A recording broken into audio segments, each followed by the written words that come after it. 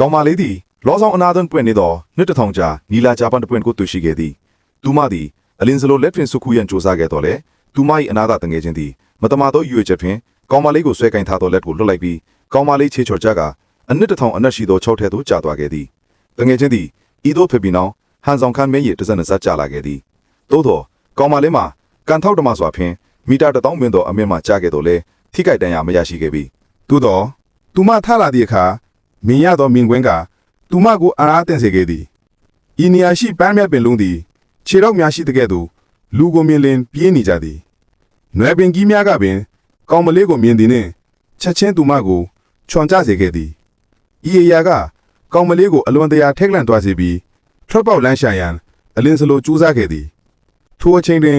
သူမကြီးမဝေးလာသောနေရာတွင်ကောက်ရိုးတဲကလေးတစ်လုံးရှိကြောင်းတွေ့မြင်ခဲ့ရသည်တကားကိုတွန်းဖွင့်လိုက်သည့်အခါသူမသည်